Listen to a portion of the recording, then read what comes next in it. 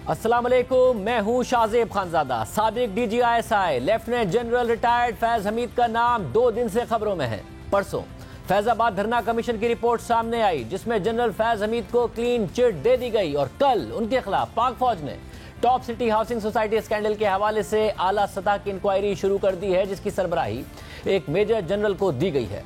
फैजाबाद धरना कमीशन ने तो अपनी रिपोर्ट में बज़ाहिर जनरल फैज हमीद को क्लीन चिट दे दी है, लेकिन इस रिपोर्ट के मंदरजात सामने आने और इनकी शफात का सिलसिला जारी है। कमीशन के सामने दिए गए उस वक्त के वजीर दाखिला एहसन इकबाल, वजीर कानून जाहिद हामिद, सेक्रेटरी दिफा इकराम उल हक और खुद जनरल फैज हमीद के बयान सामने आ गए हैं। जियो न्यूज़ के नुमाइंदे एजाज सैयद इन बयानात की तफसीलात सबसे पहले सामने लाए हैं। कमीशन की रिपोर्ट के मुताबिक साबिक वजीर दाखिला एहसन इकबाल ने अपने बयान में कहा कि पंजाब इंतजामिया का बज़ाहिर ख्याल था कि किसी भी पुरतशद्दुद कार्रवाई से गुरेज किया जाए और मुजाहिरीन को मुज़ाकरात के जरिए रोकने की कोशिश की जाए, लेकिन TLP ने रुकने से इनकार कर दिया और इस्लामाबाद की तरफ मार्च जारी रखा। जब TLP इस्लामाबाद पहुंची और फैजाबाद में धरना दिया तो रावलपिंडी इंतजामिया को उनकी खुराक की सप्लाई मुनक़ता करने को कहा गया ताकि उन्हें मुंतशिर होने पर मजबूर किया जा सके। बदकिस्मती से ऐसा ना हो सका और रावलपिंडी की तरफ से सप्लाई जारी रही। एहसन इकबाल ने अपने बयान में मजीद कहा कि 22 नवंबर 2017 को वज़ीर आज़म की ज़ेर सदारत एक इजलास हुआ जिसमें ISI के DGC major general Faiz Hamid से कहा गया कि वो इस मसले को पुरअमन तरीके से हल करने के लिए मुज़ाकरात में सहूलत फराहम करें, जबकि धरने के लिए DG पंजाब रेंजर्स को मुश्तरका फोर्स कमांडर बना दिया गया। इस फैसले के बाद DGC जनरल फैज हमीद ने मुज़ाकरात किए और एक मुसव्विदा लाए जिसमें वजीर कानून के इस्तीफे के TLP के मुतालबे पर पहले ही इत्तेफाक हो चुका था। मुसव्विदे पर मेजर जनरल फैज हमीद का नाम बतौर दस्तखत कुनंदा भी मौजूद था। उन्होंने मुसव्विदा वजीर आजम के साथ शेयर किया, मगर वजीर आजम शाहिद खान अब्बासी की पहले से ही राय थी कि हमें वजीर कानून के इस्तीफे के मुतालबे से इत्तफाक नहीं करना चाहिए और मेजर जनरल फैज हमीद को सीनियर मिलिट्री ऑफिसर होने की वजह से दस्तखत कुनंदा नहीं होना चाहिए। एहसन इकबाल के मुताबिक मैंने भी वजीर आजम से इत्तफाक किया और जब मैंने इन बातों को मेजर जनरल फैज हमीद के साथ शेयर किया तो उन्होंने जवाब दिया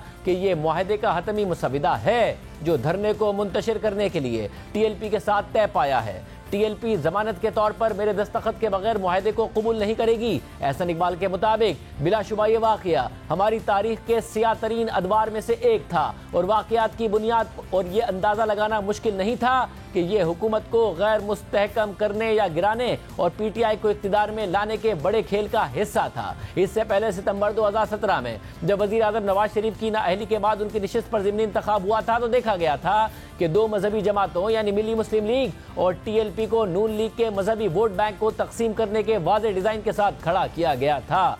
ये तहरीक तहफ़्फ़ुज़ ख़त्म नबुव्वत नहीं थी बल्कि तहरीक ख़त्म हुकूमत थी जो धरने के जरिए अपना मकसद हासिल करने में नाकाम रही। जबकि कमीशन की रिपोर्ट के मुताबिक उस वक्त के वज़ीर कानून जाहिद हामिद ने अपने बयान में कहा कि मैंने मुजाहिरों की इब्तिदा में ही वज़ीर आज़म शाहिद खान अब्बासी को बहरान के खात्मे, अमन की बहाली और हम आहंगी के क़याम के लिए अपना इस्तीफ़ा पेश कर दिया था। ताहम वज़ीर आज़म ने इस पेशकश पर गौर करने से इस बुनियाद पर साफ इनकार कर दिया था कि हुकूमत की कोई गलती नहीं है और वो ब्लैकमेलिंग के मुतरादिफ इस तरह के दबाव के हथकंडों के सामने हथियार नहीं डाल सकते। नून लीग की पूरी क़यादत का भी यही मौक़िफ़ था। जाहिद हामिद के मुताबिक धरने के दौरान वज़ारत कानून के दफ्तर में ISI अफसरान से मेरी 2 मुलाकातें हुई। पहली मुलाकात में एक अफसर जिसका नाम और रैंक मुझे याद नहीं, गालिबन कर्नल ने मेरे इरादों के बारे में जानना चाहा। मैंने कहा कि वज़ीर आज़म और पार्टी क़यादत की हिदायत के मुताबिक मैं काम करूंगा। दूसरी मुलाकात DGC major general Faiz Hamid से हुई जिन्होंने मुझे मशवरा दिया कि बहरान के खात्मे के लिए क्या मैं मुख्तसर वक्त के लिए वफाकी वज़ीर के ओहदे से अलग होने पर गौर कर सकता हूँ।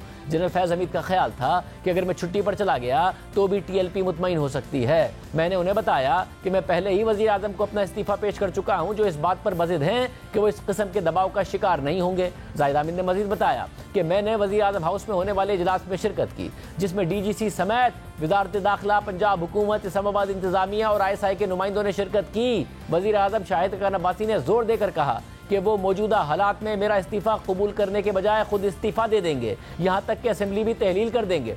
इजलास में इस्लामाबाद हाई कोर्ट के अहकामात की तामील करते हुए मुजाहिरीन को ज़बरदस्ती हटाने का फैसला किया गया क्योंकि तवील मुज़ाकरात नाकाम हो गए थे और मुजाहिरीन ने मुतादिद बार वार्निंग के बावजूद फैज़ाबाद इंटरचेंज खाली करने से इनकार कर दिया था। मुजाहिरीन के खिलाफ पुलिस की कार्रवाई बदकिस्मती से नाकाम रही। मुझे फ़ौरन एहसास हुआ कि इसका वाहिद मुतबादिल फ़ौज की मुदाखलत है जो इन हालात में शायद सामने ना आए, इसलिए मैंने एक बार फिर क़यादत पर दबाव डाला कि वो मेरा इस्तीफ़ा कबूल कर लें, जिस पर वज़ीर आज़म शाहिद खान अब्बासी ने हिचकिचाते हुए इत्तफाक किया। दिया और मुझे वजीर आला पंजाब शहबाज शरीफ ने आगाह कर दिया। 26 नवंबर 2017 को रात गए ISI के कुछ जूनियर अफसरान लाहौर में मेरी रिहाइश गाह पर आए और दरख्वास्त की कि मेरे इस्तीफे का ऐलान किया जाए, क्योंकि उनके मुताबिक वो सुबह फैजाबाद इंटरचेंज को क्लियर करवाना चाहते थे।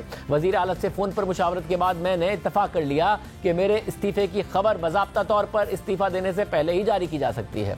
उस वक्त के सेक्रेटरी दिफा लेफ्टिनेंट जनरल रिटायर्ड इकरामुल हक ने अपने बयान में कहा कि सुप्रीम कोर्ट की हिदायत पर वजारत दिफा ने ISI की जानिब से सूमोटो केस में तफसीली रिपोर्ट जमा कराई। इकरामुल हक ने वाज़ेह किया कि अदालती हिदायत की तामील की गई और फैसले की नकूल तमाम मुतल्लिका अफराद को ज़रूरी कार्रवाई के लिए भेज दी गई। उन्होंने कहा कि ISI ने हुकूमत और तहरीक लब्बैक के दरमियान बातचीत को आसान बनाने के लिए हुकूमत की हिदायत के मुताबिक काम किया। ISI के DGC major general Faiz Hamid ने किसी कानून या SOP की खिलाफ वर्जी नहीं की, बल्कि मुज़ाकरात के नतीजे में मुजाहिरीन का धरना खत्म कर दिया गया। इकरामुल हक के मुताबिक सुप्रीम कोर्ट के फैसले में मुसल्लह अफवाज के किसी एहलकार का धरने में मुलविस होने या 2018 के आम इंतखाबात के नताइज को तब्दील करने या इंतहा पसंदों की माली मुआवनत करने के हवाले से नाम नहीं लिया गया। काबिल एतमाद शवाहिद की अदम मौजूदगी में अदालती हिदायत की तामील मुमकिन नहीं थी। इस मामले को हल करने के लिए एक नजरसानी की दरख्वास्त दायर की गई थी, जिसमें मुसल्लह अफवाज को मुतासर करने वाली मनफी ऑब्जर्वेशंस को खत्म करने की सदा की गई थी। इसके अलावा कमीशन के सामने जमा कराया गया जनरल फैज हमीद का बयान भी सामने आ गया है और रिपोर्ट के मुताबिक जनरल फैज हमीद ने वाज़ेह किया कि तहरीक लब्बैक दहशतगर्द तंजीम नहीं थी। जनरल फैज हमीद ने तहरीक लब्बैक की तरफ से मार्च के इनेकाद या उन्हें लॉजिस्टिक सपोर्ट देने में किसी एजेंसी के मुलविस होने से भी साफ इनकार किया।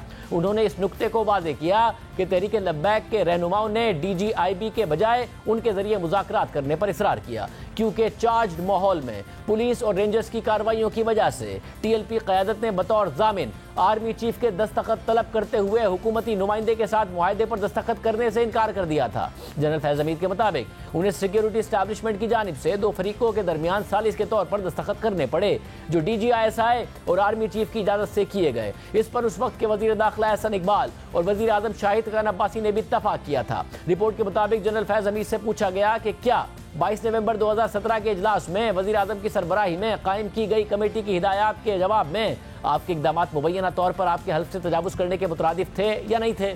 इस पर जनरल फैज हमीद ने जवाब दिया कि वो DG ISI, आर्मी चीफ और वजीर आजम की रहनुमाई में काम कर रहे थे। जनरल फैज हमीद से पूछा गया कि काउंटर इंटेलिजेंस एजेंसी के अवलीन फ़राइज़ में से एक दहशतगर्दी की माली मुआवनत की निगरानी करना है। क्या आपको तहरीक लब्बैक की माली मदद के बारे में कुछ पता था? अगर ऐसा है तो मज़कूरा तंजीम की सरगर्मियों की माली मुआवनत कौन कर रहा था? तो जनरल फैज हमीद ने जवाब दिया कि मालियाती निगरानी ISI का मैंडेट नहीं है और TLP की माली सरगर्मियों के बारे में कोई ठोस सबूत दस्तयाब भी नहीं थे। अब एक तरफ धरना कमीशन की रिपोर्ट है और दूसरी तरफ हाउसिंग सोसाइटी के मालिक कंवर मुइज़ खान की शिकायत पर फौज ने मेजर जनरल की सरबराही में जनरल फैज हमीद और दीगर के खिलाफ तहकीकात का आगाज़ कर दिया है। ये वही मामला है जिसकी तफसीलात हम 2017 में ही आपके सामने लाए थे, जबकि फैज़ाबाद धरना कमीशन की रिपोर्ट आने से पहले ही वज़ीर दिफा ख्वाजा आसिफ हमारे प्रोग्राम में कह चुके थे कि उन्हें इस कमीशन से कोई उम्मीद नहीं है, बल्कि मैं मायूस हूँ। जो वाक़यात हुए कमीशन के अराकीन उन्हें सुनने में कोई दिलचस्पी नहीं रखते थे। ये बात ख्वाजा आसिफ ने जनवरी में हमारे प्रोग्राम में कह दी थी। आपने हमारे प्रोग्राम में कहा था मैं जाऊंगा कमीशन में और जो बातें कर रहा हूं वो सारी बातें करूंगा जो बातें मुझे पता हैं। आज गए आप कमीशन में, क्या बातें की आपने? मैंने आज वहां पे हाजिरी दी थी। एक तो मैंने उनको कहा था कि मैंने जाते ही उनसे पूछा था कि आप रिकॉर्ड कर रहे हैं, ये वो रिकॉर्ड नहीं कर रहे थे। मैंने कहा ये आप किस तरह मेंटेन करेंगे? उन्होंने कहा ये आप बोलते रहें और हम कंप्यूटर के ऊपर जो है वो टाइप करेंगे जो भी आप कहें। लेकिन मेरा ख्याल है कि मैं अब भी जाऊंगा, दोबारा चला जाऊंगा या लिख के भेज दूंगा। लेकिन वो लगते थे तो मेरी गुफ्तगू सुनने पे कोई इतने इंटरेस्टेड नहीं थे। जो वाकयात हुए जिन्होंने जो है मजरूह किया हमारी रियासत को, उन वाकयात में कुछ ज्यादा वो इंटरेस्टेड नहीं लग रहे थे मुझे। तो आप कह रहे हैं आप बताना चाह रहे थे, उनकी दिलचस्पी नहीं थी, आप बताना चाह रहे थे उस वक्त क्या हुआ फैजाबाद धरने में, मगर कमीशन इंटरेस्टेड नहीं था बात सुनने में। मैं मजबूरन ये बात कर रहा हूँ, लेकिन I was a bit disappointed.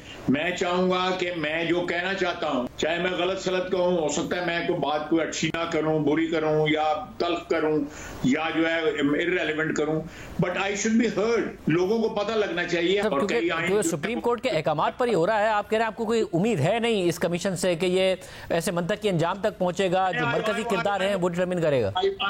I was disappointed today.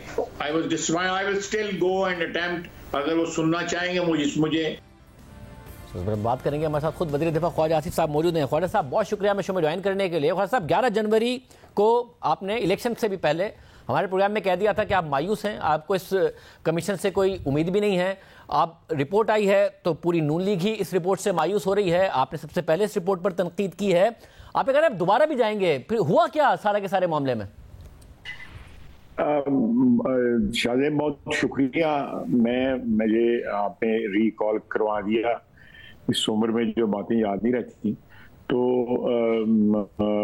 11 जनवरी से के बाद मैंने बहुत देर इंतज़ार किया कि मुझे ये बुलाएंगे दोबारा, या जिस तरह इन्होंने मुझसे एग्री किया था, मैंने इनको रिक्वेस्ट किया था कि आप रिटर्न सवाल भिजवा दें, मैं रिटर्न आपको जवाबात दे दूंगा। लेकिन वो दे डिड नॉट अटेम्प्ट। मेरा ख्याल है उन्होंने तो मेरे साथ जो उनका इनकाउंटर था वो उनको इतना पसंद नहीं आया था। मैंने ऑलरेडी जो है कुछ माह कबल जो है मैंने ये बात कही थी कि इस कमीशन से ज़्यादा उम्मीद नहीं रखनी चाहिए।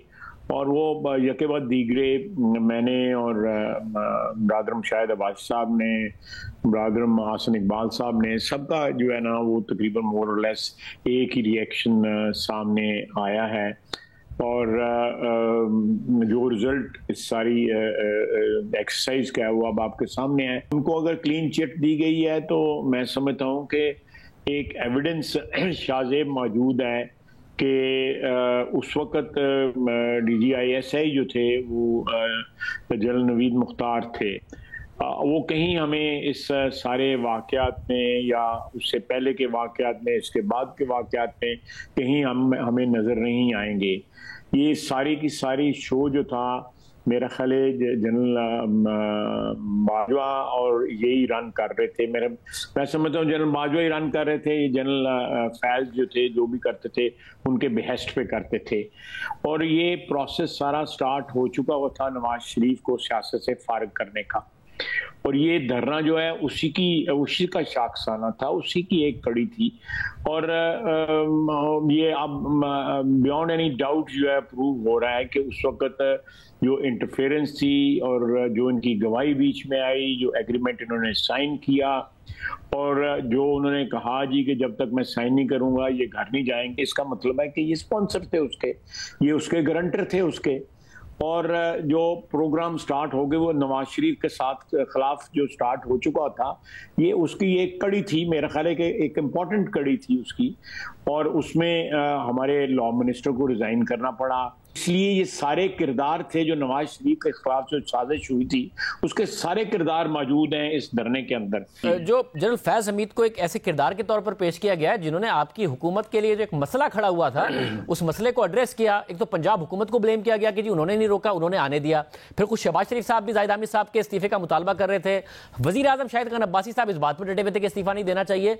तो जनरल फैज हमीद को तो ऐसे पेश किया गया कि उन्होंने रेस्क्यू किया हुकूमत को आके सारी की सारी सिचुएशन में, बीच में पड़ के और दस्तखत करके। देखिए पंजाब में नहीं और जगह भी ये वारदात बड़ी आम होती है कि पहले एक सिचुएशन क्रिएट की जाती है और फिर उस सिचुएशन को डिफ्यूज करने के लिए जो उसका क्रिएटर होता है वो खुद आ जाता है कि लें जी मैं सिचुएशन जो है ये इसको डिफ्यूज कर देता हूँ। पहले क्रिएट भी खुद की होती है। तो ये सारे टैक्टिक्स होते हैं जो अब हाइंडसाइट में सबकी समझ में आ रहे हैं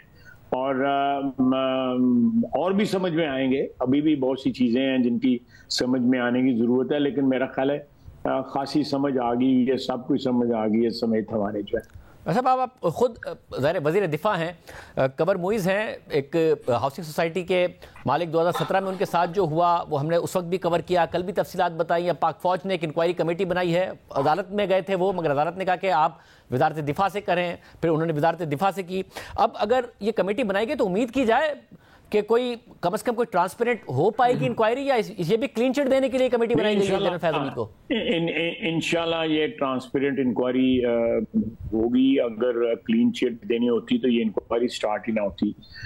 अब ये इंक्वायरी जो है वो जो 3 हज़रात थे, मैं उनका एहतराम करता हूँ। बहरहाल उन्होंने नहीं सीरियसली इस चीज़ को लिया, वो एक अलग बात है जो उस कमीशन के थे।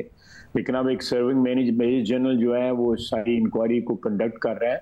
तो मुझे 100% यकीन है कि इसका कोई भी अच्छा रिजल्ट में अच्छे से मेरी मुराद है कि एक इक्विटेबल जो है रिपोर्ट जो है इसके मुताल्लिक सामने ज़रूर आएगी जो है।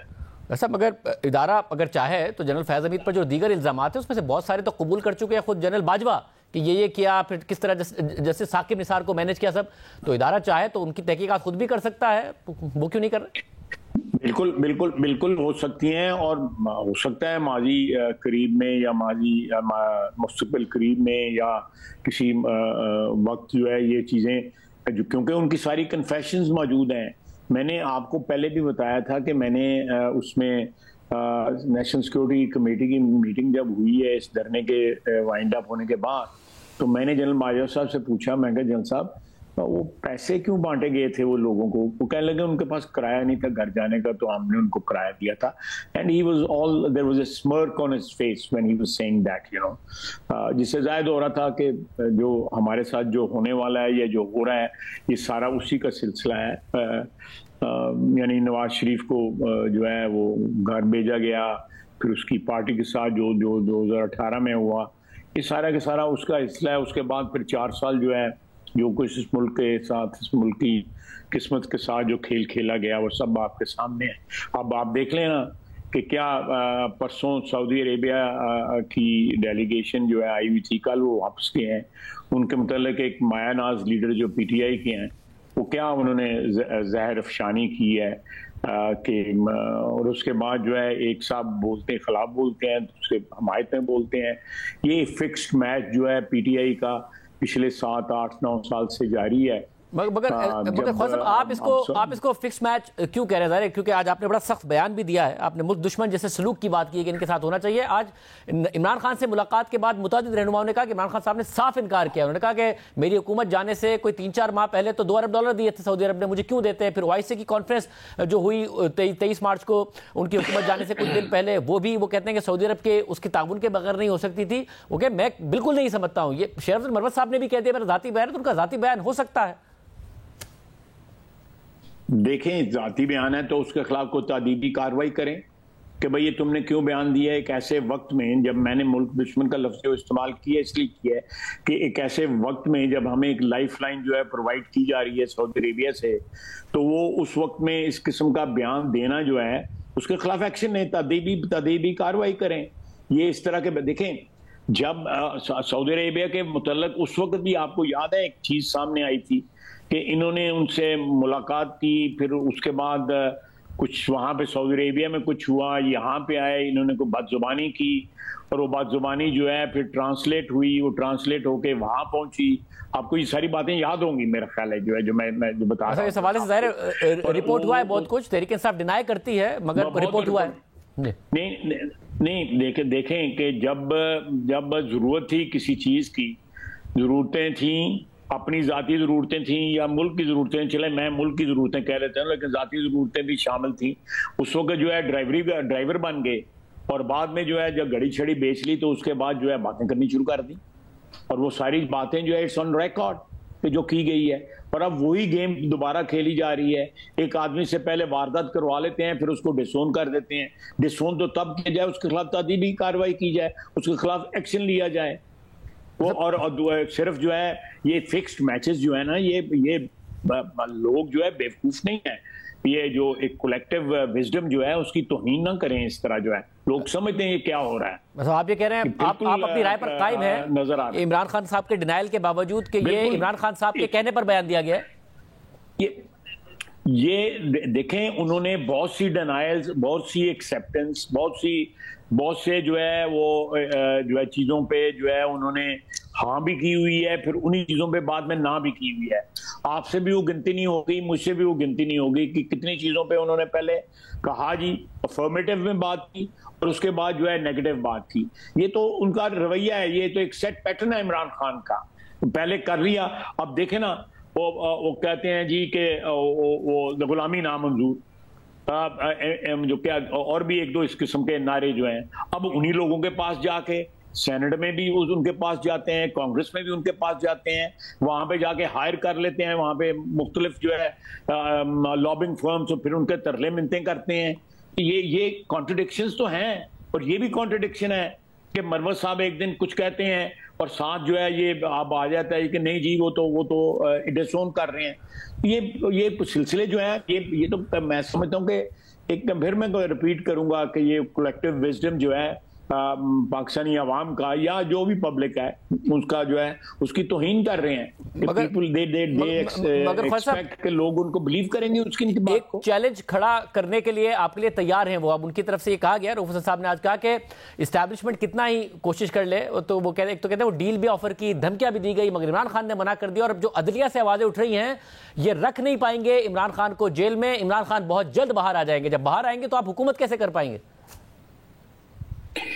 देखिए ये कोई ऐसी बात नहीं है, इस किस्म की धमकियां जो है ना होती रही हैं, पहले भी होती रही हैं। अदलिया जो है बिल्कुल अगर वो इंसाफ के मुताबिक फैसले करते हैं तो हम कौन से उससे इनकार कर रहे हैं। इंसाफ के मुताबिक फैसले करें, लेकिन अगर कोई भी अदारा जो है वो पार्टीजन हो जाता है तो मैं समझता हूँ कि बड़ी बदकिस्मती है हमारे मुल्क की जो है कि आप सियासत के अंदर जो है अदारे जो हैं वो मुदाखलत करें और पार्टीजन बन के मुदाखलत करें।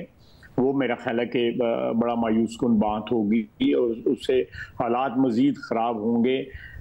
जो आपके सामने लवाजमात या जो भी चीज़ें जो हैं पिछले साल 1.5 साल के अंदर सामने आई हैं, मेरे नहीं ख्याल के कोई डाउट रह गया कि इमरान खान जो है वो अपनी ज़ात के अलावा किसी को बर्दाश्त कर सकता है। जिन लोगों ने उसके जिस हाथ से उसने खाया है उस हाथ को ही उसने काटा है, चाहे वो बाजा साहब का हाथ था या फैज साहब का हाथ था या किसी और का था। ये पिछले 25-30 साल की जो है ये उसका पॉलिटिकल कैरियर जो है आप देख लें किस किस के साथ उसने क्या क्या किया है। He is loyal to his own self, that is all, nothing more nothing less. इसके अलावा तो उन्होंने उसकी सियासत का कोई प्रिंसिपल नहीं। बहुत शुक्रिया। ख्वाजा साहब हमारे साथ मौजूद थे। हम आपको बताते चलें कि तहरीक इंसाफ के सीनियर रहनुमाओं को हमने प्रोग्राम में आने की दावत दी है, वो अभी भी प्रोग्राम में आए, अपना मौक़िफ़ दें, क्योंकि शेर अफजल मरवत के सऊदी अरब पर PTI की हुकूमत गिराने के इल्ज़ाम के बाद तहरीक इंसाफ तनकीद की जद में है, डिनाई कर रहे हैं, मगर हुकूमत फिर भी तनकीद कर रही है। PTI शेर अफजल मरवत के बयान से खुलकर ताल्लुकी का इजहार कर रही है, मगर खुद शेर अफजल मरवत जहाँ आज भी अपने मौक़िफ़ पर कायम रहे तो वहीं साथ ही इसे पार्टी के बजाय अपनी ज़ाती राय कह रहे हैं। लेकिन उनका बयान ना सिर्फ उनका बल्कि उनकी पार्टी का पीछा नहीं छोड़ रहा है और 2 दिन से पार्टी वजाहतें दे रही है। मगर ये कोई नई बात भी नहीं है, बल्कि जब से इमरान खान जेल में गए हैं तब से तहरीक इंसाफ मुतअद्दिद अहम मामलात में इस तरह की सूरत हाल का शिकार होती रही है और ज़्यादातर इमरान खान से पार्टी रहनुमाओं की मुलाकातों के बाद ऐसी सूरत हाल सामने आई है और हालिया तनाज़ा भी इसकी ही एक कड़ी नज़र आता है। परसों इमरान खान से मुलाकात के बाद एक TV इंटरव्यू में शेर अफजल मरवत ने कहा कि तहरीक इंसाफ की हुकूमत गिराने वालों में अमेरिका के साथ साथ सऊदी अरब भी शामिल था और फिर सवाल उठा कि क्या खुद इमरान खान भी इस राय से इत्तफाक करते हैं। इस पर आज इमरान खान का अपना मौक़िफ़ दूसरे पार्टी रहनुमाओं के जरिए सामने आ गया है। आज जेल में इमरान खान से मुलाकात के बाद सुन्नी इत्तेहाद काउंसिल के सरबराह साहबजादा हामिद रज़ा और मुशीर ख़जाना खैबर पख्तूनख्वा मुज़म्मिल असलम ने बताया कि इमरान खान ने वजाहत करते हुए कहा है कि रजीम चेंज ऑपरेशन में सऊदी अरब का कोई किरदार नहीं था। सऊदी अरब के हवाले से जो एक बयान आया और उसके ऊपर मुख्तलिफ तबकात फ़िक्र ने अपने तहफ़्फ़ुज़ात का इज़हार किया। खान साहब ने कैटेगराइज करके इस बात की वजाहत की है कि ऐसी कतन कोई चीज़ नहीं है। तो ये जो एक चीज़ प्रोपोगेट हुई कि शायद खान साहब की और ऑपरेशन रजीम के अंदर को सऊदी अरब का किरदार है, खान साहब ने कैटेगराइज इस चीज़ को डिनाई किया और हम सब के ज़िम्मे लगाया कि हम इस बात की वजाहत बाहर आकर कर देंगे। आज उनके इल्म में नहीं था कि कोई सऊदी अरब से रिलेटेड स्टेटमेंट जो है उनसे मनसलूक करके दिया गया। उन्होंने हमें याद दिलाया कि नवंबर मेरी हुकूमत ख़त्म होने से 4 महीने पहले सऊदी अरब ने हमें $2 अरब दिए थे। अगर $2 अरब कोई मुझे दे रहा है तो वो मेरी हुकूमत को गिरा कैसे सकता है। और दूसरी बात उन्होंने कहा कि हमारे जो है 23 मार्च 2022 को जो है OIC का इजलास हुआ था, सऊदी अरब के बगैर तो हो ही नहीं सकता था। दिलचस्प बात यह है कि 23 मार्च 2022 को OIC का जो इजलास हुआ था उसमें अमरीकी अंडर सेक्रेटरी अजरा ज़िया भी शरीक हुई थी और उन्हें खुसूसी तौर पर हुकूमत ने मदऊ किया था। हालांकि उससे पहले साइफर भी आ चुका था और उसका इमरान खान और उनके वज़रा को इल्म भी था, मगर फिर अपने खिलाफ तहरीक एतमाद को कामयाब होता देखकर इमरान खान ने साइफर लहराकर 27 मार्च 2022 को अमेरिका पर इल्ज़ाम लगा दिया। बहरहाल इमरान खान शेर अफजल मरवत के बयान से फासला इख्तियार कर रहे हैं और देखिए शेर अफजल मरवत ने पहले क्या कहा था और आज क्या कहा है। जो सऊदी अरब से मुतल्लिक बयान दिया है आपकी जमात के तमाम मेरी राय थी अपनी जाती, मैंने इस पर ट्वीट भी किया है। मेरी जाती राय तो दे सकता हूँ ना, इंसान गलती हो गई, गलती हो गई। सिगरेट लेके जा रहे हैं। सिक्योरिटी हमेशा हमारे पास होती है। इस मामले पर रद्द-ए-अमल देते हुए वफाकी वज़ीर इत्तलात अता तारड़ ने कहा कि लगता है कि इमरान खान हिदायत देते हैं कि किसी दोस्त मुल्क के खिलाफ बयान दे दो और फिर तरदीद आ जाती है। पीटीआई में ये नौबत ही क्यों आती है कि ऐसा बयान आए जिसकी तरदीद करनी पड़े।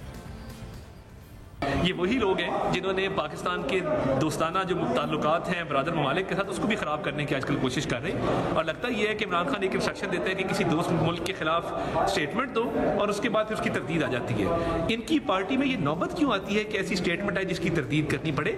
मगर मामला सिर्फ इस बयान तक महदूद नहीं है। हालिया दिनों में तहरीक इंसाफ में फैसला साजी और इमरान खान के पैगामात के हवाले से मजीद वाज़ेह तज़ादात और इख्तिलाफ़ात सामने आए हैं, जिससे सवाल उठ रहा है कि तहरीक इंसाफ के रहनुमाओं के आपस में इख्तिलाफ़ात के साथ साथ क्या इस सब की वजह खुद इमरान खान भी हैं, जो मुख्तलिफ रहनुमाओं से अलग अलग बातें कर रहे हैं और कन्फ्यूजन पैदा कर रहे हैं। इस्टेब्लिशमेंट से मुतालिक बयानिए के हवाले से एक दफ़ा फिर यही कन्फ्यूजन नजर आई है। कल इमरान खान ने अडियाला जेल में 190 मिलियन पाउंड केस की समाअत के दौरान सहाफ़ियों से बात करते हुए बराह रास्त नाम लेकर फौजी क़यादत पर सख्त तनकीद की और इल्ज़ाम लगाए। लेकिन जेल से बाहर उनकी पार्टी के चेयरमैन बैरिस्टर गौहर खान ने कहा कि इमरान खान ने आज तक फौज के खिलाफ एक लफ्ज़ नहीं बोला। खान साहब ने आज तक कभी भी फौज के खिलाफ एक लफ्ज नहीं बोला। खान साहब का स्टेटमेंट यही है, फौज भी मेरी है, मुल्क भी मेरा।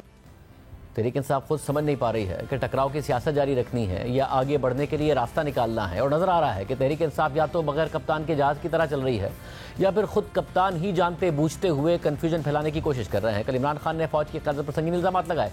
उससे पहले इमरान खान ने मुतअद्दिद समातों में सहाफ़ियों से गुफ्तगू करते हुए कहा कि मैं मुज़ाकरात के लिए तैयार हूँ, आगे से कोई मुझसे बात नहीं कर रहा है। मगर आज तहरीक इंसाफ के तर्जुमान रऊफ हसन ने दावा कर दिया कि डील के लिए ऑफर्स बहुत थी और प्रेशर भी बहुत था, लेकिन इमरान खान ने इनकार कर दिया। और इमरान खान का कहना है कि वो 8 साल भी इंतजार करेंगे लेकिन डील नहीं करेंगे। दूसरी तरफ जहां खुद इमरान खान मौलाना फजल रहमान के साथ माजी के इख्तिलाफात और नामुनासिब अल्फाज को भुलाकर मुबैना धांधली के खिलाफ मिलकर तहरीक चलाने के ख्वाहिशमंद हैं और इस ख्वाहिश का वो सहाफ़ियों के साथ इजहार भी कर चुके हैं। उनकी तरफ से वफूद मौलाना फजल रहमान से मुसलसल राब्ते में भी हैं, उन्हें साथ मिलाने की कोशिशें कर रहे हैं। परसों ही असद कैसर का मौलाना फजल रहमान से टेलीफोनिक रब्ता हुआ और सियासी उमूर पर बातचीत हुई। असद कैसर ने मौलाना फजल रहमान के गिले शिकवे दूर करने की भी कोशिश की। तो दूसरी तरफ खैबर पख्तूनख्वा में तहरीक इंसाफ के वज़ीर आला अली अमीन गंडापुर ने मौलाना फजल रहमान पर तनकीद कर दी और कहा कि मौलाना फजल रहमान अपना रेट लगवा रहे हैं और फिर कोई डील करके कुछ हुकूमती ओहदे ले लेंगे। और कल हमारे प्रोग्राम में तहरीक इंसाफी के रहनुमा वलीद इकबाल ने भी अली अमीन गंडापुर के बयान की तायीद कर दी।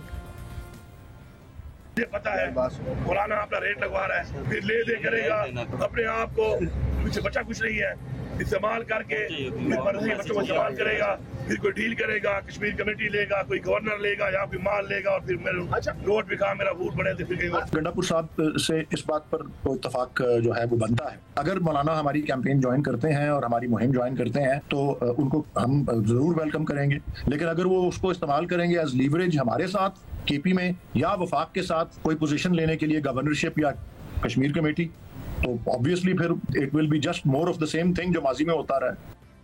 एक और वाक़या आपके सामने रखते हैं। गुज़िश्ता माह पेशावर हाई कोर्ट ने सुन्नी इत्तेहाद काउंसिल की मखसूस नशिस्तों की दरख्वास्त मुस्तरद कर दी और इसकी बुनियाद ये बनी थी कि सुन्नी इत्तेहाद काउंसिल का कौमी असम्बली में कोई रुकन मुंतखब ही नहीं हुआ था, साथ ही इस जमात ने इलेक्शन भी नहीं लड़ा था।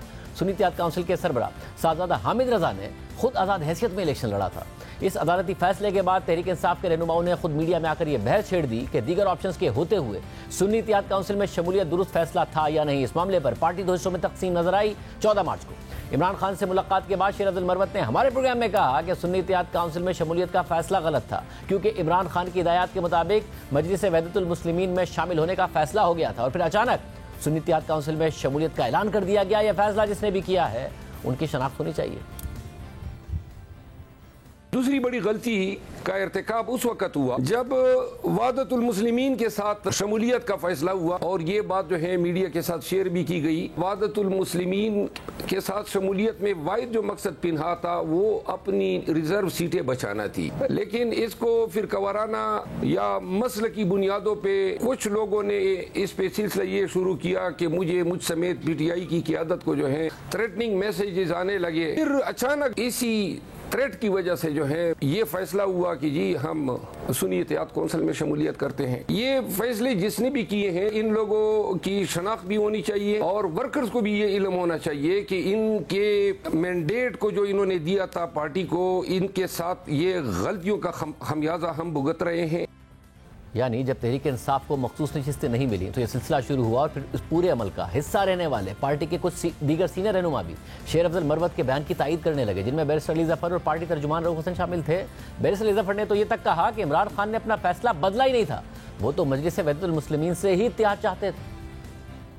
मरवत साहब दुरुस्त फरमा रहे हैं, चॉइस जो थी वो MWM की थी, उन्होंने भी कंटेस्ट किया था इलेक्शन और उनका भी पार्लियामेंट में एक मेंबर था। ये फैसला हो गया था लेकिन फिर आखिरी मिनट पे तब्दील हो गया, तो ये मेरा ख्याल है गलत फैसला था। अल्टीमेटली मरवत साहब ठीक कह रहे हैं। आप कह रहे हैं कि इमरान खान साहब ने कभी अपना फैसला बदला ही नहीं था, वो फिर भी मुत्तफिक थे कि MWM के साथ इत्तेहाद करें। जी यही मुझे इल्म है। मगर चेयरमैन तहरीक इंसाफ बैरिस्टर गौहर खान और असद कैसर ने इस दावे की नफी कर दी। उनका मौक़िफ़ था कि सुन्नी इत्तेहाद काउंसिल में शमूलियत का फैसला दुरुस्त था और मुशावरत से हुआ था। सुन्नी इत्तेहाद काउंसिल पार्टी को ज्वाइन किया था, जो एक प्रॉपर डिसीजन था, सही डिसीजन था, सोच समझ करके हमने कर दिया था, साइन किया था। एक संजीदा और बेहतरीन और सही फैसला था जो उस वक्त हमने किया था और हम उस पर अभी भी कायम हैं। हमने काफ़ी मशावरत की उसके ऊपर और बहुत मशावरत के बाद हमने डिसाइड किया। हमारे पास ऑप्शन कम थे, अच्छा, तो इसलिए हमने ये ऑप्शन ले लिया। जबकि इस मामले पर सुन्नी इत्तेहाद काउंसिल के सरबराह साहबजादा हामिद रजा ने मौक़िफ़ देते हुए कहा कि उनसे रऊफ हसन, बैरिस्टर गौहर खान और उमर अयूब ने राब्ता किया, फिर जेल से इमरान खान के पैगामात आए और सुन्नी इत्तेहाद काउंसिल में शमूलियत का फैसला इमरान खान की रजामंदी से हुआ। मगर बात इस फैसले तक भी महदूद नहीं है। गुज़िश्ता माही तहरीक इंसाफ के हिमायती अफराद ने अमरीका में IMF के दफ्तर के बाहर एहतजाज किया, नारेबाजी की गई, जिनमें आर्मी चीफ के खिलाफ स्लोगन्स भी शामिल थे, फौज के खिलाफ नारे थे। तहरीक इंसाफ के रहनुमा शहबाज गिल भी इसमें शरीक थे। मगर इस एहतजाज से तहरीक इंसाफ के चेयरमैन बैरिस्टर गौहर खान और पार्टी के तर्जुमान रऊफ हसन ने लाताल्लुकी का इजहार कर दिया। लेकिन खुद इमरान खान ने अडियाला जेल में सहाफ़ियों से गुफ्तगू के दौरान कहा कि IMF के दफ्तर के सामने जो एहतजाज हुआ वो दुरुस्त था। जबकि खैबर पख्तूनख्वा में हुकूमत साजी के हवाले से भी इख्तिलाफात सामने आए थे। खैबर पख्तूनख्वा में PTI के साबिक वज़ीर ख़जाना तैमूर सलीम झगड़ा को जब काबीना में शामिल नहीं किया गया तो उन्होंने दावा किया कि इमरान खान ने उमर अयूब की मौजूदगी में मुझे कहा था कि तैमूर झगड़ा को वज़ारत ख़जाना देनी है और बाद में बैरिस्टर सैफ ने मेरे काबीना में शामिल होने से मुतालिक ऐलान भी किया था। मगर अली अमीन गंडापुर ने तैमूर झगड़ा को वज़ारत ख़जाना नहीं दी और हमारे प्रोग्राम में तहरीक इंसाफ़ी के रहनुमा आतिफ खान ने कहा कि वज़ीर आला अली अमीन गंडापुर ने काबीना के एक नाम की मंजूरी इमरान खान से ली है। जहाँ तक तैमूर झगड़ा साहब का सवाल है, अली अमीन साहब लिस्ट पूरी लेके गए थे, उन्होंने इमरान खान साहब से एक नाम की अप्रूवल ली है मिनिस्टर्स की, उसके बाद मिनिस्टर्स और एडवाइज़र्स की, फिर उन्होंने अपॉइंटमेंट्स की हैं। तो मुझे नहीं पता कि उसमें फिर अपनी मर्जी से उन्होंने शायद कोई नाम नहीं काटा या अपनी तरफ से कोई नाम डाला नहीं है। जो भी डिस्कशन हुई है वो इमरान खान साहब से अप्रूवल के बाद हुई है। और फिर सेनेट इंतखाबात के हवाले से भी यही माहौल नजर आया। सेनेट अरकान के लिए तहरीक इंसाफ ने जो नामजदगियां की थीं उस पर पार्टी ने दावा किया कि तमाम नाम इमरान खान ने मंजूर किए हैं। मगर उस पर पार्टी के सीनियर रहनुमा असद कैसर से जब सवाल हुआ कि नामजदगियों की मंजूरी क्या इमरान खान ने खुद दी है तो उन्होंने लाइल्मी का इजहार कर दिया। सूरत हाल है जिससे इस वक्त पार्टी गुजर रही है और इस पर बात करने के लिए हमने तहरीक इंसाफ के रहनुमा गौहर खान और उमर अयूब को प्रोग्राम में आने की दावत दी, लेकिन उन्होंने जवाब नहीं दिया। प्रोग्राम में शामिल करते हैं और अहम खबर आपके सामने।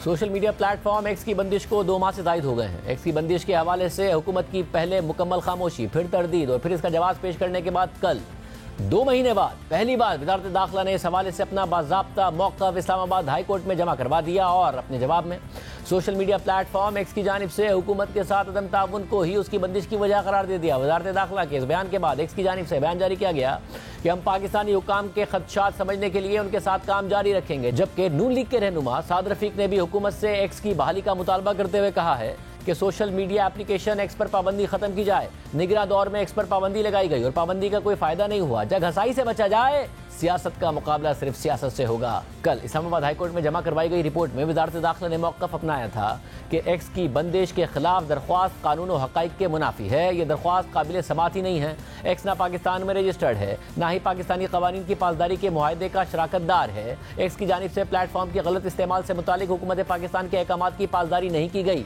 हुकूमत पाकिस्तान के अहकामात की पासदारी ना होने पर एक्स पर पाबंदी लगाना ज़रूरी था। FIA साइबर क्राइम विंग ने एक्स से चीफ जस्टिस के खिलाफ प्रोपेगेंडा प्रोपेगेंडा करने वाले अकाउंट्स को बैन करने की दरख्वास्त की थी। एक्स हुक्काम ने FIA साइबर क्राइम विंग की दरख्वास्त को नजरअंदाज कर दिया और उस पर जवाब तक नहीं दिया। एक्स हुक्काम का दम ताउन इस सोशल मीडिया साइट के खिलाफ रेगुलेटरी इकदाम बशमूल आर्जी बंदिश का जवाब बना। हुकूमत के पास एक्स की आर्जी बंदिश के अलावा कोई और रास्ता मौजूद नहीं था। इंटेलिजेंस एजेंसियों की दरख्वास्त पर वजारत दाखिला ने 17 फरवरी 2024 को एक्स की बंदिश के लिए अहकाम जारी किए। एक्स की बंदिश का फैसला कौमी सलामती और अमन अमान की सूरत हाल को बरकरार रखने के लिए किया गया। शिद्दत पसंदाना नजरियात और झूठी मालूमात के फरोग के लिए सोशल मीडिया प्लेटफॉर्म्स का बेदरीग इस्तेमाल किया जा रहा है। चंद शरपसंद अनासिर की जानिब से अमन अमान को नुकसान पहुंचाने और अदम इस्तेहकाम को फरोग देने के लिए एक्स को बतौर आला इस्तेमाल किया जा रहा है। एक्स की बंदिश का मकसद आज़ादी इज़हार राय या मालूमात तक रसाई पर कदगन लगाना नहीं है। रिपोर्ट के मुताबिक एक्स की बंदिश का मकसद सोशल मीडिया प्लेटफॉर्म्स का कानून के मुताबिक जिम्मेदाराना इस्तेमाल है। वजारत दाखिला पाकिस्तान के शहरियों की मुहाफिज और कौमी इस्तेहकाम की जिम्मेदार है। इससे पहले हुकूमत की जानिब से सोशल मीडिया प्लेटफॉर्म टिकटॉक पर भी पाबंदी लगाई गई थी। टिकटॉक की जानिब से पाकिस्तानी कानून की पासदारी के मुआहदे पर दस्तखत के बाद पाबंदी को खत्म कर दिया गया था। एक्स की बंदिश आइन के आर्टिकल 19 की खिलाफ वर्जी नहीं है। सिक्योरिटी वजूहात की बिना पर दुनिया भर में मुख्तलिफ ममालिक की जानिब से सोशल मीडिया प्लेटफॉर्म्स पर पाबंदी आयद की जाती है। एक्स की बंदिश के खिलाफ दरख्वास्त को खारिज कर दिया जाए। इस रिपोर्ट में यह तो नहीं लिखा था कि एक्स कब बहाल होगा। अलबत्ता कल सिंध हाई कोर्ट ने एक्स की बंदिश के हवाले से वजारत दाखिला के खत को 1 हफ्ते में वापस लेने का हुक्म दिया था और एक्स की बंदिश के हवाले से कहा था कि दुनिया हम पर हंसती होगी। और आज खुद नून लीग के रहनुमा और साबिक वजीर रेलवे साद रफीक ने भी अपनी हुकूमत से एक्स पर पाबंदी खत्म करने का मुतालबा कर दिया है। एक्स की बंदिश के बाद से मुख्तलिफ अदालतें PTA, हुकूमत और वजारत दाखिला से जवाब तलब करती रही। PTA पूरी जिम्मेदारी वजारत दाखिला पर और वजारत दाखिला हसास इदारों पर डालती रही, जबकि मौजूदा हुकूमत पहले तो इस पूरे मामले से इनकारी नजर आती रही। और फिर 13 मार्च को एक्स की बंदिश से मुतालिक नए वजीर इत्तलात अता तारक से जब सवाल पूछा गया तो भी उन्होंने कह दिया कि एक्स तो चल रहा है, किसी बंदिश का नोटिफिकेशन है तो सामने लाया जाए। आप कौन को बता सकते हैं कि पाकिस्तान में ट्विटर को कब आजाद किया जाएगा? देखिए, ट्विटर चल रहा है, ट्विटर पे ट्वीट्स भी चल रहे हैं। कोई बंदिश का कोई नोटिफिकेशन है तो आप मेरे इल्म में ले आए, उस पर फिर बातचीत कर लेते हैं। फिर 18 मार्च को अता तारक ने यह तस्लीम किया कि हमारी हुकूमत आने से पहले ही एक्स को बंदिश का सामना था, जिसका कोई सरकारी नोटिफिकेशन तो नहीं है। इस हवाले से कोई चार्टर बनाने की जरूरत है। जबकि 19 मार्च को वज़ीर दाखिला मोहसिन नकवी ने एक्स की बंदिश का जवाब देते हुए कहा कि टिकटॉक भी अमेरिका में बंद हुआ है और अगर वहाँ ये चीज़ें हो रही हैं तो हमें भी अपने कवानीन पर आसानी करनी पड़ेगी। सोशल मीडिया पर इस वक्त पाबंदी है, ये महकमा दाखिला की इजाज़त से ये बंद हुआ है, किस वजह से बंद हुआ है, कब खुले? आप ज़रूर अपना इजहार करें, जो भी करें, मगर किसी के ऊपर गलत एलिगेशन या कोई चीज़ लगाना बहुत मेरा ख्याल है सबसे बड़ी गलत बात अदलिया के खिलाफ भी की जा रही है। मैं तो इसका बड़ा भरपूर सपोर्टर हूँ कि लॉज होने चाहिए और कहीं पे भी कोई गलत एलिगेशन, आप दुनिया में कहीं और चले जाएं, हर जगह पे मौजूद है लॉज। अभी टिकटॉक बंद हुआ है अमेरिका में, कितनी सारी चीज़ों के बाद उन्होंने चार्जशीट लगा के बंद किया है। हालांकि अमेरिका में टिकटॉक बंद नहीं हुआ है, मगर वज़ीर दाखिला ने यह बयान दे दिया।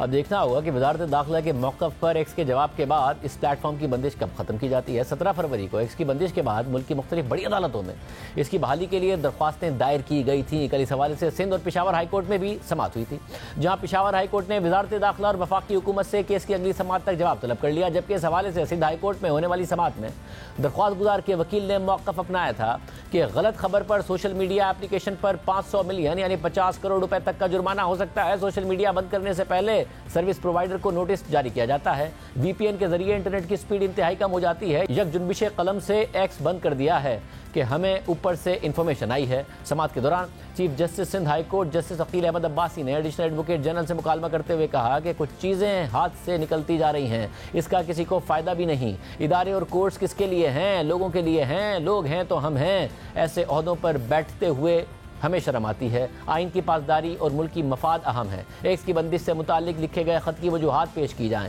इंटरनेट की बंदिश से दुनिया हम पर हंसती है। समाअत के दौरान जस्टिस अकील अहमद अब्बासी ने नमाज देते हुए मजीद कहा कि कानून में कहीं नहीं लिखा कि हसास इदारों की रिपोर्ट्स पर वजारत दाखिला कार्रवाई करे। कुछ लोग सोच रहे हैं कि जो काम वो कर रहे हैं वो ठीक है, इतने पावरफुल हैं, मुल्क चला रहे हैं, छोटी छोटी चीज़ें बंद करने से क्या मिल रहा है? पूरी दुनिया हम पर हंसती होगी। समाअत के दौरान दरख्वास्त गुजार के वकील ने मजीद कहा कि 8 फरवरी को मोबाइल फ़ोन सर्विस बंद कर दी गई कि कोई धमाका ना हो जाए। एक्स या सोशल मीडिया इस्तेमाल करने से धमाके नहीं होते। फिर समाअत में अदालत ने वजारत दाखिला को एक्स की बंदिश का खत वापस लेने का हुक्म दिया और साथ ही वार्निंग भी दी थी कि अगर 1 हफ्ते में वजारत दाखिला का खत वापस नहीं लिया गया तो अदालत अपना हुक्म जारी करेगी। अदालत ने इस केस की समाअत 9 मई तक के लिए मुलतवी करते हुए वजारत दाखिला से जवाब तलब कर लिया था। अभी दिलचस्प और अफसोसनाक बात है कि हुकूमत ने मुल्क में इस बुनियाद पर एक्स बंद कर दिया है कि उसने ताउन नहीं किया और ख़ुद हुकूमती वज़रा और इदारे VPN के ज़रिए इसका इस्तेमाल कर रहे हैं और रोज़ाना पोस्ट भी कर रहे हैं। आज के प्रोग्राम में इतना ही। दीजिए, अल्लाह हाफ़िज़।